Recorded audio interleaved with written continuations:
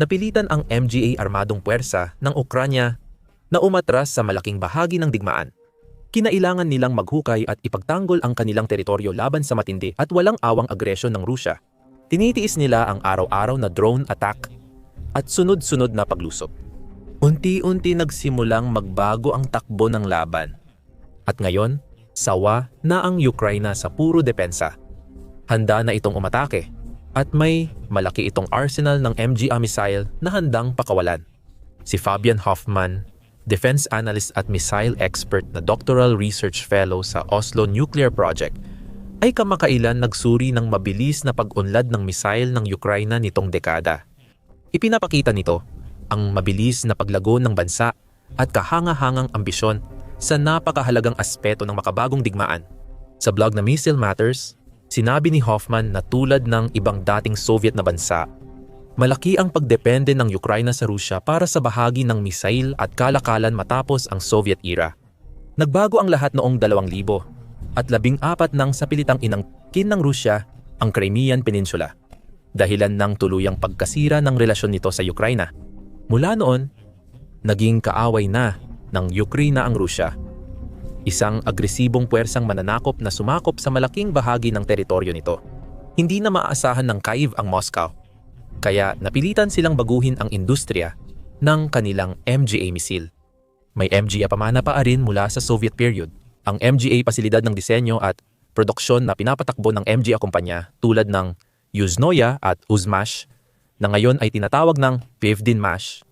Pati na rin ang Luch Design Bureau na dalubhasa sa MGA Long Range Missile System ay mayroon ding ilang MGA programang pang-develop ng misil na isinasagawa ang Ukraine.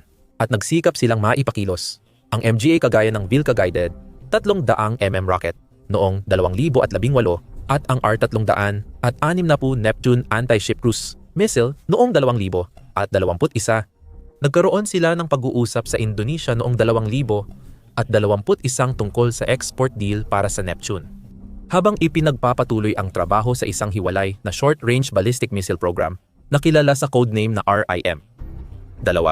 Na paulit-ulit na nagkaroon ng problema sa pondo at schedule. Sa madaling salita, pagsapit ng simula ng 2022, nagawa ng Ukraine na mapakinabangan ang MGA pasilidad, kaalaman, at yaman nito mula PA noong panahon ng Soviet. Natapos ang ilang tila matagumpay na sariling programa at nakapagtatag ng maliit ngunit lumalaking industriya ng missile. Gayunpaman, wala itong malaking imbakan ng MGA missile, malalawak na pasilidad, maraming pabrika, o dambuhalang budget militar gaya ng Russia at ng kapitbahay nito. Kaya noong sumiklab ang digmaan noong unang bahagi ng 2022, hindi talaga kayang tapatan ng Ukraine ang banta ng missile ng Russia. Mukhang sinadya ng Kremlin na targetin ang MGA pasilidad ng industriya ng missile sa Ukraine para hadlangan ang produksyon at maantala ang pag-unlad ng Kiev sa paggawa ng bagong sandata.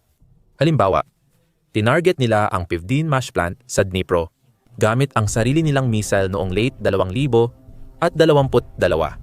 May ulat din noong simula ng digmaan tungkol sa pag-atake ng Russia sa infrastrukturang konektado sa RIM, program ng Kiev, tulad ng Pavlorod Chemical Plant, isang lugar ng paggawa ng solid fuel sa rehiyon ng Dnipropetrovsk.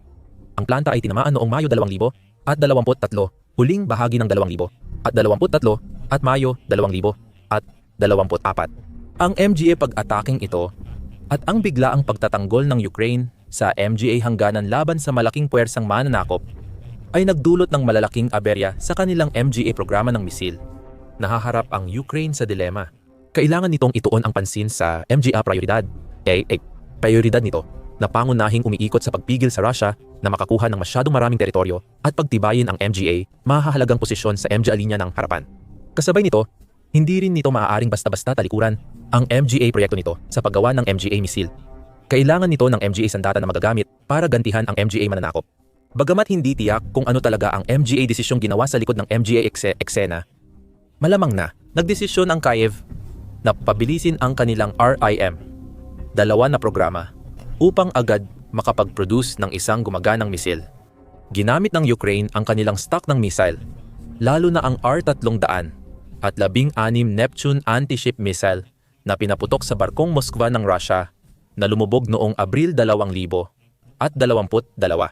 Samantala, abala ang MG inhinyero ng Kyiv sa pagbuo ng paraan upang ma-modify ang Neptune para tumama hindi lang sa MGA target sa dagat kundi pati na rin sa MGA target sa lupa.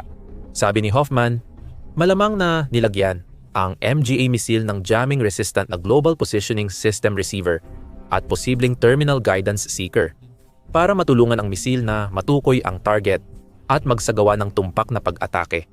Gayunpaman, lahat ng ito ay nangangailangan ng oras at sa unang taon ng digmaan, nahirapan ang industriya ng misil ng Ukraine na makagawa ng anumang malaking pagunlad dahil sa kakulangan sa pondo at kagamitan at MJA pag-atake ng Russia sa infrastruktura. Nahirapan kami, pero noong 2023 nagsimulang gumanda ang kalagayan. Noong Mayo, nakuha ng Ukraine ang kakayahang umatake sa malayo matapos makatanggap ng Storm Shadow at Scalp EG na misil mula United Kingdom at Pransya. Pinaniniwala ang nagpadala ang United Kingdom ng 300 missile sa ilang batch habang nagbigay ang 50 PA. Ang bawat misilang ay nagkakahalaga ng $1. $25 milyon. Dahil sa higit 155 milya o 250 kilometrong abot, kaya nilang magdulot ng matinding pinsala kahit sa matitibay na target. Napatunayan ito sa maraming okasyon, lalo na nang sumikat ang Ukraine sa pagpapaputok ng Storm Shadow missiles sa Sebastopol Port at Black Sea Fleet ng Russia noong Setyembre 2023 na nagdulot ng malaking pinsala sa Russian submarine landing ship at punong himpilan ng Black Sea Fleet. Gusali 2. Nakuha ng Ukraine ang ATACMS mula United States at unang ginamit ito noong huling bahagi ng 2023.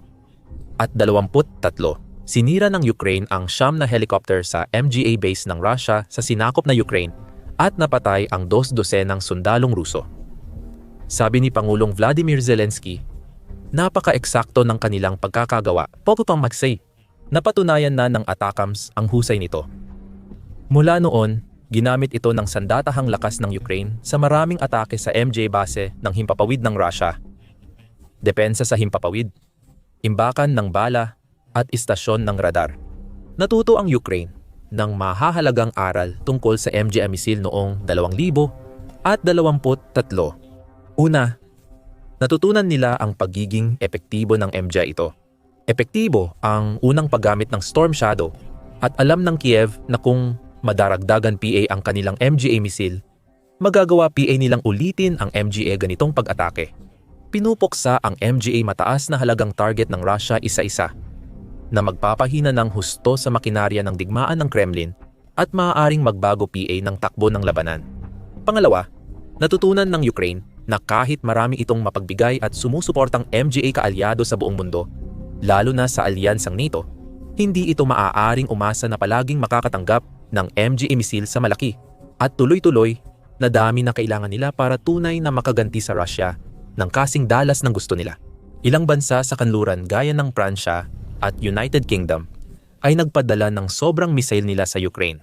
Wala silang balak magsimula ng malakihang produksyon o tuloy-tuloy na pagpapadala. Ilang bansa tulad ng Alemanya ay nag-aatubiling magpadala ng MJ missile. Nag-aalala ang bansa na ang pagpapadala ng Taurus missiles sa Kyiv ay maaaring magpalala ng labanan at ilapit ang Europa sa digmaan laban sa Russia. Pangatlo, natutunan ng sandatahang lakas ng Ukranya na kahit na makatanggap sila ng MGA missile mula sa kanilang MGA kaalyado sa kanluran, madalas itong may kasamang MGA limitasyon.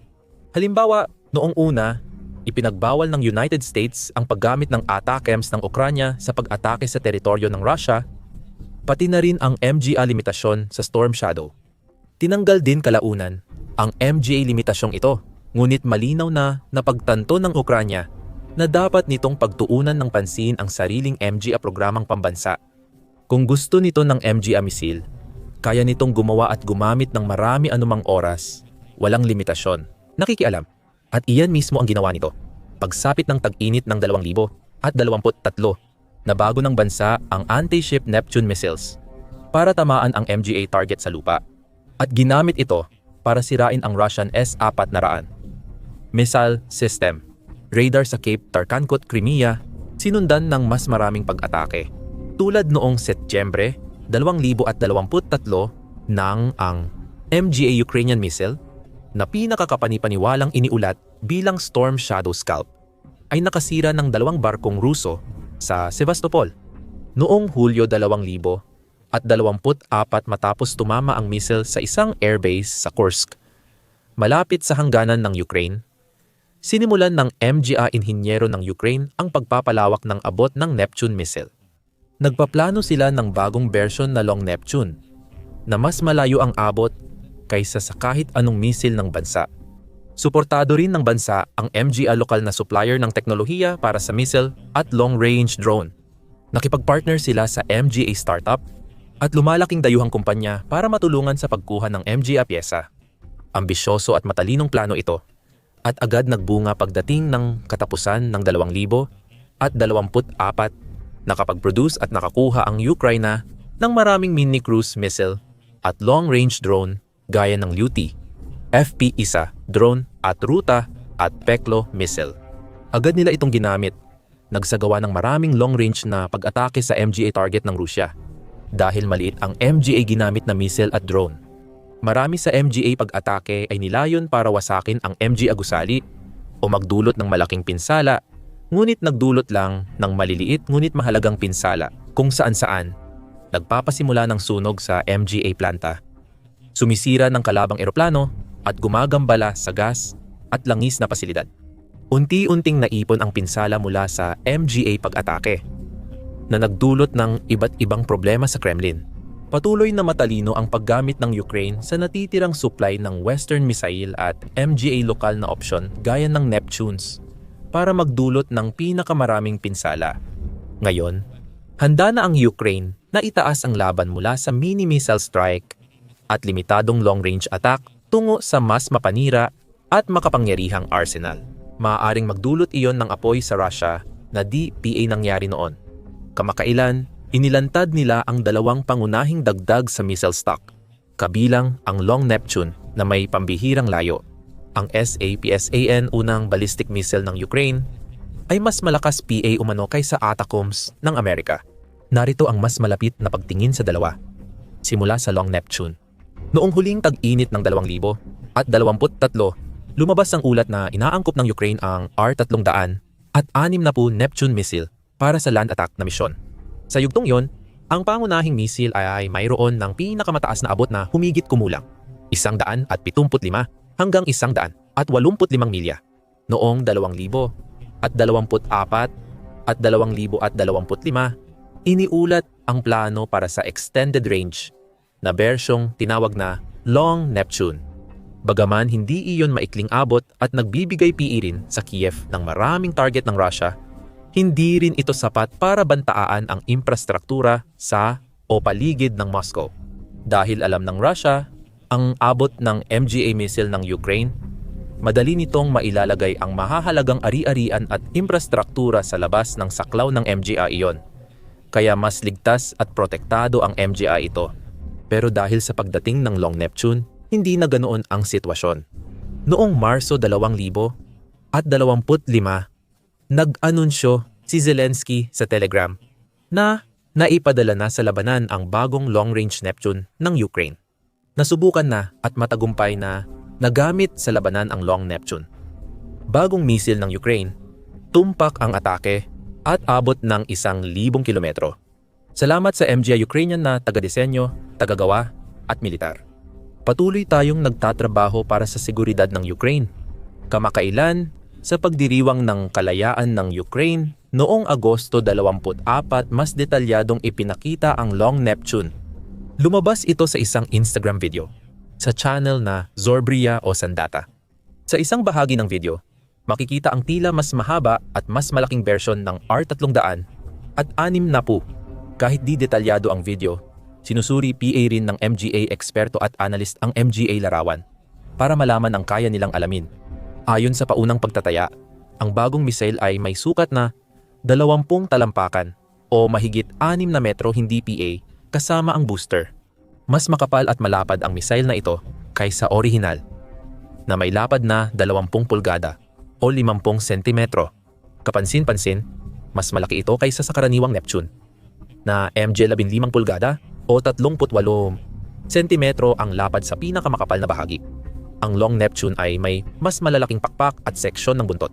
Ayon kay Zelensky, kaya raw nitong maglakbay ng 1,000 kilometro o 600 at 21 milya. 4 na beses itong mas malayo kaysa Storm Shadow. Nagbubukas ito ng napakalawak na hanay ng MGA, posibleng bagong target lampas sa MGA hangganan ng Ukraine at malalim sa teritoryo ng Russia. Mga target gaya ng refineria, planta, lohistika, base ng himpapawid, at iba PA. Ang MGA parehong uri ng target na matagumpay na tinatamaan ng Ukraine linggo-linggo, buwan-buwan, gamit ang kanilang MGA drone at kasalukuyang MGA missile upang pahinain ang Russia mula sa loob. Napatunayan ng sandatahang lakas at intelihensiya ng bansa na mas mahusay silang tumukoy at magplano ng tamang oras para tamaan ang MGA target. Sa matagal na panahon, nagtiyaga sila sa simpleng drone at maliliit na misil na hindi laging nakakapinsala ng seryoso o pangmatagalan. Binabago iyon ng Long Neptune. Binibigyan nito ang Ukraine ng matitinding bagong kakayahan sa opensiba. Halimbawa, maaaring magpakawala ang sandatahang lakas ng bansa ng maraming drone papunta sa isang paliparan o pabrika ng militar ng Russia na malayo sa harapan upang mapuno ang depensa sa himpapawid ng kalaban. Sumunod ang isang Long Neptune missile para magbigay ng matinding dagok. Sa panahon na ang Russia ay natataranta dahil sa hindi masukat na pagkawala ng MGA sundalo, sasakyan, at kagamitan, ang karagdagang ito sa arsenal ng kalaban nito ay maaaring maging dahilan ng pagbagsak ng Kremlin at tuluyang maglaho. Lalong lumalala ang balita para kay Pangulong Vladimir Putin ng Russia dahil mukhang ilulunsad na ng Ukraine ang pangalawang bagong missile, ang Sapsan na dating RIM-2. Hindi nagbibigay ng detalye ang Ukraine tungkol sa missile na ito. Pero sa ngayon, tila isa itong malakas at mahalagang dagdag sa arsenal ng bansa. May dala itong warhead na higit 1,000 pounds o 480 kilo at may operational range na MJ 100 at 70 milya o 300 kilometro. Ayon sa ilang eksperto, maaari PA itong umabot hanggang 300 at 10 milya o 500 kilometro. Pinapapotok ito mula sa MGA ground-based na plataporma at kayang umabot sa pambihirang bilis na higit sa 5,000 kilometro kada oras o mahigit 3,000 at 100 milya kada oras, na higit 4 na beses ang bilis kumpara sa tunog. Nagsisimula na ang Ukraine sa pagtatayo ng infrastruktura para sa malawakang produksyon ng MGA ballistic missile na ito. Maaaring magdulot ito ng malalakas na pag-atake sa Russia gamit ang parehong lakas na ginagamit ng Kremlin sa MJ pag-atake sa MJ Bayan at lungsod ng Ukraine. Hindi tulad ng Russia na patuloy na gumagamit ng drone at missile para iligal na atakihin ang MGA sibilyang target tulad ng paaralan, ospital at bahay. Ang Ukraine ay magpapatuloy na mag-focus sa MGA infrastrukturang militar para unti-unting pahinain ang makinarya ng digmaan ng Russia. Ang MGA ballistic missile tulad ng SAPSANS ay mahalaga para sa anumang makabagong puwersang militar at may partikular na kahalagahan para sa Ukraine sa yugtong ito ng digmaan. Nagdadala ang MGA ito ng malalaking warhead na nagbibigay daan sa kanila na magdulot ng matinding pinsala saan man sila tumama, kahit PA sa matitibay at pinatibay na MGA target at estruktura. Napakabilis din ng MGA ito. Gumagalaw ng ilang ulit na mas mabilis kaysa sa cruise missile at drone, kaya mas mahirap silang saluhin o harangin. Kahit makita ng MGA radar ng Russia ang paparating na SAPSAN missile, maaaring wala silang sapat na oras para makapagresponde. Mas mapapadali para sa Ukraine na sirain ang mahahalagang infrastruktura ng Russia gamit ang kanilang SAPSAN missiles. Halimbawa, pwedeng pasabugin nito ang park jet, bomber sa paliparan ng Russia, o sirain ang oil refinery at planta ng produksyon na magpapahina PA sa ekonomiya ng Russia. Bukod PA rito, sinasabing mas maganda PA ang pinakabagong MGA missile ng Ukraine kaysa sa tanging ballistic missile na mayroon sila hanggang ngayon. Mas malaki at mas mapanira ang MGA warhead ng ATACMS SAPSAN mula United States. Mas mabilis silang bumiyahe kaysa ATACMS at maaaring mas mahaba rin ang abot nila sa hinaharap. Sinabi ni Valentin Badrak, isang military analyst at direktor ng Center for Army Conversion and Disarmament Studies, ang potensyal ng SAPSAN sa isang panayam noong Hunyo sa Ukrainian news outlet na Ukrinform. Mas malaki ang misil na ito kaysa sa ATACMS na meron tayo, at mas mahalaga, natutunan nitong umatake ng mas tumpak. Kumpiyansa si Badrak na kaya ng Ukraine gumawa ng maraming bagong misil, at sinabi niyang, hindi ko alam kung ilang misil ang aasahan kada buwan o taon. Sa tingin ko, malaki ang itataas ng produksyon. Impressed din ang aviation expert na si Konstantin Kurivola at sinabi niyang, ang 400 kilong warhead ay malakas para sa misil na ganitong klase. Ang ganitong misil ay nasa operational tactical level. Dinisenyo para sirain ang logistic hub, command center at imbakan ng bala. 2 bagong mega misil, ang Long Neptune at Sapsan, ay handa nang gamitin ng Ukraine laban sa MGA target ng Russia at nagsimula na ang MGA paglulunsad. May MGA ulat at chismis na ginamit ang Long Neptune sa pag-atake sa Exsenior Oil Pumping Station at Tuapse Oil Refinery mas maaga ngayong taon. At ang Sapsan ay sumailalim na rin sa unang combat test nito. At hindi doon titigil ang Ukraine. Nagiging powerhouse ng industriya, ng misil. Kamakailan ay inilantad nila ang bagong cruise missile na posibleng pinakamahalagang sandata sa lumalawak at komplikadong arsenal nila. Ang Flamingo FP5, ang Firepoint Defense, isang nangungunang gumagawa ng combat drone, ay binuo para gumanti laban sa Russia nitong MGA nakaraang buwan. Iniulat na kamakailan lang nagsimula ang serial na produksyon ng Flamingo. Ayon kay Chief Executive Officer at Technical Director Irina Terek, may plano at sistema na sila para makagawa ng 200 kada buwan. Ibinunyag din niya ang ilang nakakagulat na detalye tungkol sa kakayahan ng missile na ito. Ang Flamingo ay long-range cruise missile na may 1,150 kilong warhead at abot hanggang 3,000 kilometro sa Russia. Mabilis naming natapos ito. Wala pang 9 na buwan mula ideya hanggang unang matagumpay na labanan. Hindi ko sasabihin ang bilis, pero mas mabilis ito kaysa sa lahat ng missile natin ngayon. Gawang Ukranya ito ng buo. Ang kakaibang pangalan at itsura ng missile na may matingkad na rosas na dulo dahil sa factory coating error kaya tinawag na Flamingo ay maaring mukhang nakakatawa. Sa kabila ng magaan nitong pangalan, ang missile ay may napakalakas na pound 2,000 at 500 warhead at maaaring pinakamakapangyarihang sandata na nagamit sa digmaan ngayon. Ayon kay Fabian Hoffman, ito ang pinakamalakas na garantiya ng seguridad ng Ukraine. At sinabi PA niya na maaaring ang MGA Flamingo ang magdulot ng pagtatapos ng digmaan at mapilitang umatras ang MGA Ruso. Kung makadeploy ang Ukraine ng 3,000-5,000 nito at katulad na missiles na handang gamitin sa 48 oras para sirain ang higit 25% ng ekonomiya ng Russia, lalong mahihirapan ang Russia sa agresyon nito. At iyon ang layunin ni Terek. 2. Gusto ng MGA tao ng resulta. Nais nilang makita ang Red Square na nagliliyab. Mahalagang malinaw na hindi kami terorista gaya ng aming MGA kapitbahay. Itinatag namin ang kumpanya dahil sa agresyon ng Russia. Ngunit hindi kami agresibo. Handa kaming ipagtanggol ang aming soberanya. Kaya, sa pagitan ng Flamingo, Long Neptune at Sapsan, sobra-sobra ang lakas ng Ukraine. Lahat gawa sa loob ng bansa para siguradong magawa yon at higit PA. Sa MGA darating na araw, linggo at buwan, maaaring umasa ang Ukraine sa MGA mega missile na ito para magdulot ng malaking pinsala sa MGA target ng Russia, pahinain ang kakayahan ng kalaban, at magdulot ng kaguluhan na hindi maitago ng propaganda ni Putin. Maaaring ito na nga ang matagal nang hinihintay na pagbabago para sa Ukraine at panahon na para pakawalan ng Kyiv ang buong lakas nito sa wakas. Alamin PA tungkol sa digmaan ng Ukraine at Russia sa aming bagong video na nagpapaliwanag kung paano pumalpak ang opensiba ni Putin ngayong tag-init. Tingnan din ang mas malalim naming talakayan tungkol sa Mongoose Interceptor drone ng Kyiv. At syempre, huwag kalimutang mag-subscribe sa aming pinagkakatiwalaang channel para ikaw ang unang makaalam ng MGA pinakabagong balita at kaganapan direkta mula sa frontlines.